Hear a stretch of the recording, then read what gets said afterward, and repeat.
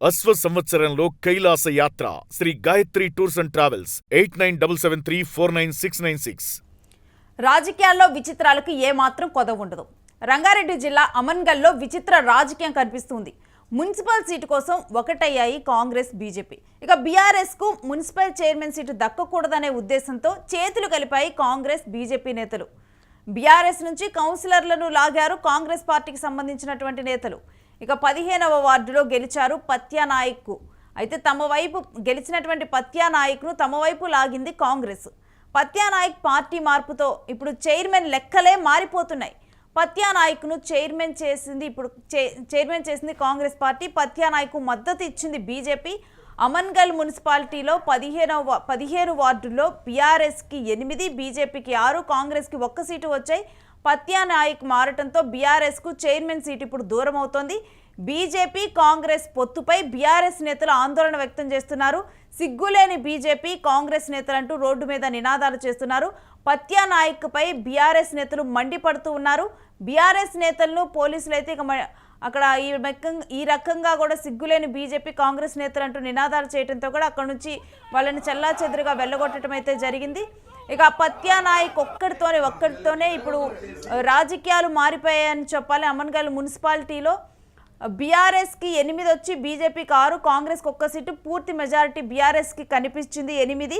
ఇక నెక్స్ట్ బీఆర్ఎస్ఏ ఇక్కడ municipality chairman పదవి దక్కించుకోబోతుంది అనుకున్నారు. కానీ అనూహ్యంగా కూడా ఈ విధంగా కూడా కాంగ్రెస్ నుంచి కొంతమంది నేతలు పత్యానాయక్ని తమ దాంట్లోకి లాక్కోవడంతో కూడా ఇప్పుడు బీఆర్ఎస్ అక్కడ ఫామ్ చేయలేకపోతుంది. దీంతో కూడా బీఆర్ఎస్ నేతలు నినాదాలు చేస్తూ కూడా సిగ్గులేని రాజకీయాలు అంటూ కూడా దీని గురించి మాట్లాడుతూ ఉన్నారు. ఇక మరొక వైపు అసలు దీంట్లో ట్విస్ట్ ఏంటంటే నేను పార్టీ మారను అంటూ పత్యానాయక్ దీనికన్నా ముందల తను ప్రమాణాలు మరీ చేశారు. ఇప్పుడు ఏకంగా కూడా ముందు తానే పార్టీలో నుంచి బయటకు వెళ్ళిపోయారు. ఇది బీఆర్ఎస్ నేతలను కానీ అక్కడ ఉన్న వాళ్ళందరూ కూడా అవాక్కు అయ్యేలా చేసినటువంటి పరిణామం. ఒకసారి మనం చూద్దాం పత్యానాయక్ ఈ మున్సిపల్ ఎన్నికలకు ముందల ఏం ప్రమాణం చేశారు, తర్వాత ఆయన వైఖరి ఏంటనేది ఇప్పుడు మనం క్లియర్గా యూటీవీ విజువల్స్లో చూద్దాం.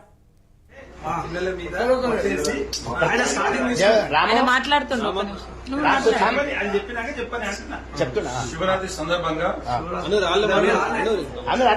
ఈరోజు మహాశివరాత్రిని పురస్కరించుకొని గర్భగుడిలో ఉన్నాం.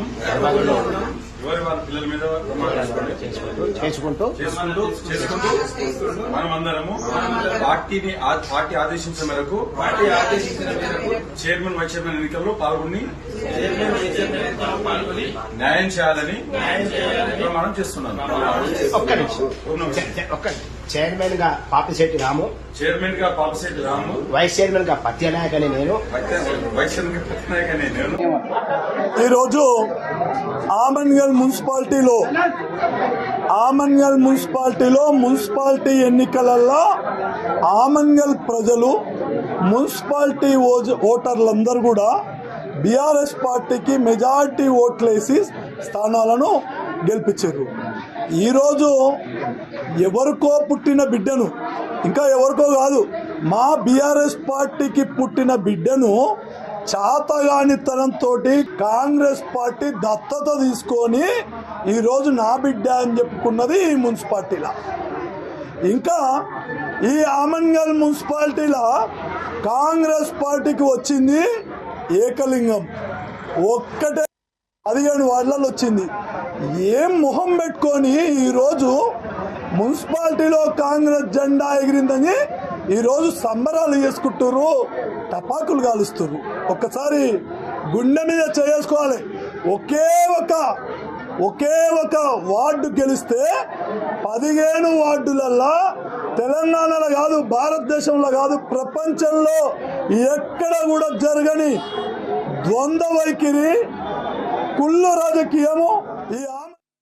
ఇక ఇదే అంశం గురించిన డీటెయిల్స్ మా ప్రతినిధి సతీష్ అడిగి తెలుసుకుందాం.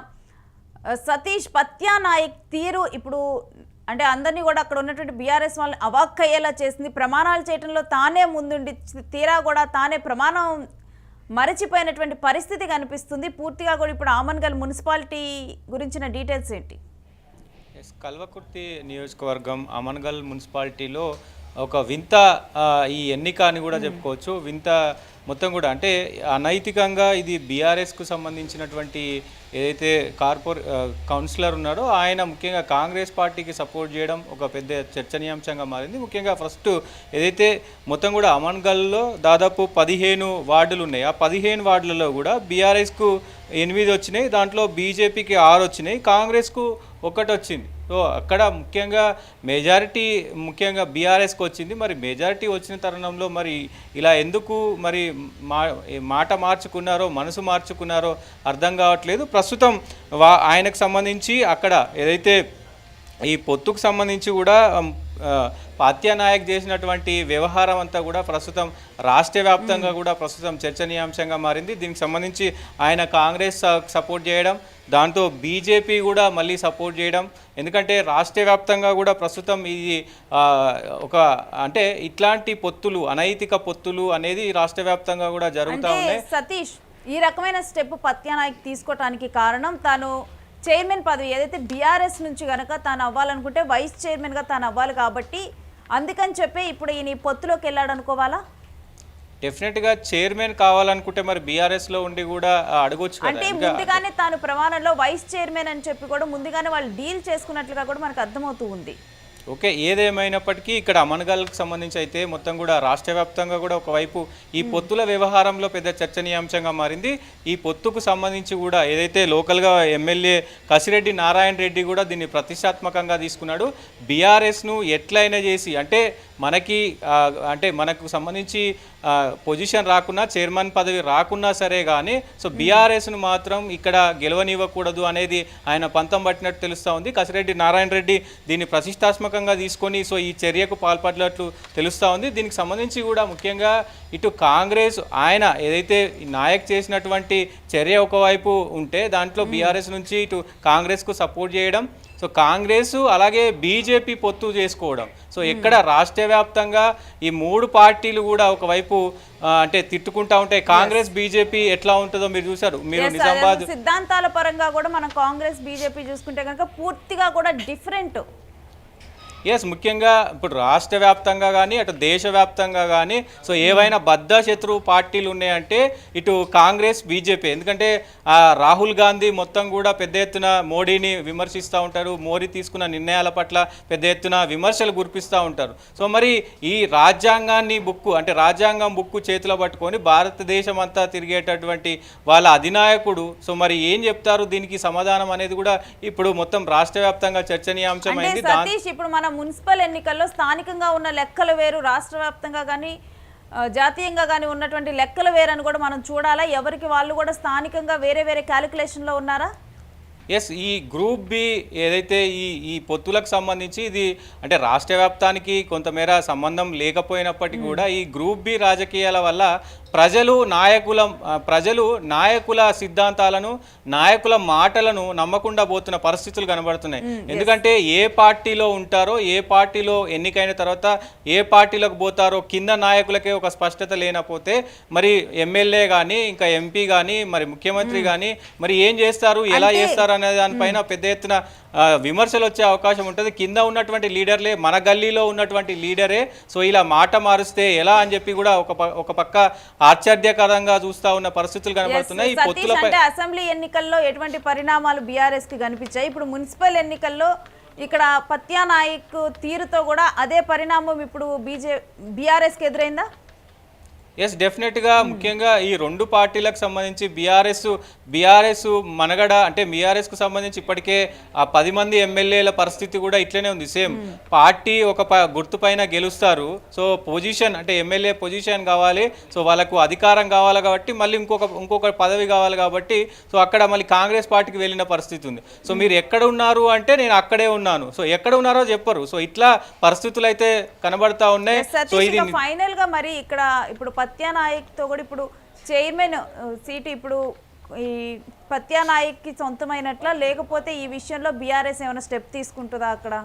ప్రస్తుతం బీఆర్ఎస్కి సంబంధించినటువంటి నాయకులంతా కూడా దాదాపు 7 మంది బీఆర్ఎస్ సంబంధించినటువంటి కౌన్సిలర్ అంతా కూడా ఒక్కసారిగా ఆయనను తిడతా ఉన్న పరిస్థితులు కనబడుతూ ఉన్నాయి. ఒకవైపు మొత్తం కూడా అటు మున్సిపల్కి సంబంధించినటువంటి కార్యాలయం దగ్గర కానీ మొత్తం ఆ ఏరియాలో మొత్తం కూడా పెద్ద ఎత్తున విమర్శలతో పాటు అటు పోలీసులను కూడా ఇది చేసే అవకాశం ఉంది. సో మొత్తం కూడా రసవత్రంగా ఉంది అక్కడ మొత్తం. ఎందుకంటే ఈ చర్య అనేది అనైతికం. ఇప్పుడు ఆయన చేసినటువంటి చర్య పూరా మొత్తం కూడా అనైతికం. ఇట్లాంటి చర్యలు మళ్ళీ ఎవరు చేయకూడదంటూ కూడా నినాదాలు చేస్తూ ఉన్నారు. పోలీసులకు కూడా వాళ్ళు ఫిర్యాదు చేస్తూ ఉన్నారు.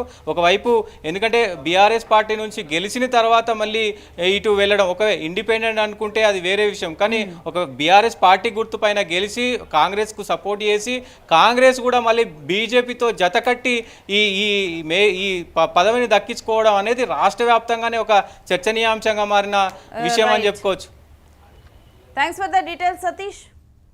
ఇక ప్రస్తుత రాజకీయాలు చూస్తే కనుక ఏ ఎన్నికలైనా కానివ్వండి, ఏ గుర్తు మీద పోటీ చేస్తారో, గెలిచిన తర్వాత మరి ఏ గుర్తున్న పార్టీలో ఉంటారో కూడా తెలియని ఒక విచిత్ర పరిస్థితులు అయితే రాజకీయాల్లో కనిపిస్తూ ఉన్నాయి.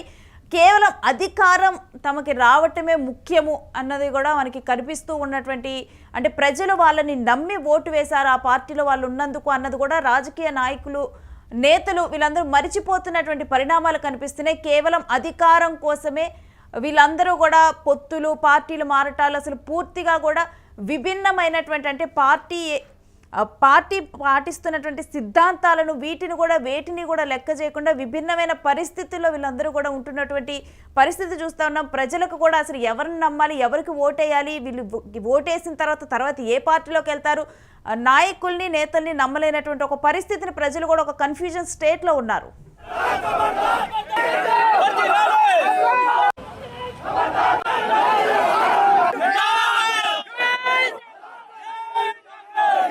ఓట్లకు వచ్చినప్పుడు అదే ఇట్లా ఉండే ఇన్నాళ్ళ కూర్చొని ఆఫీసులో కూర్చొని ఓట్లు అడిగే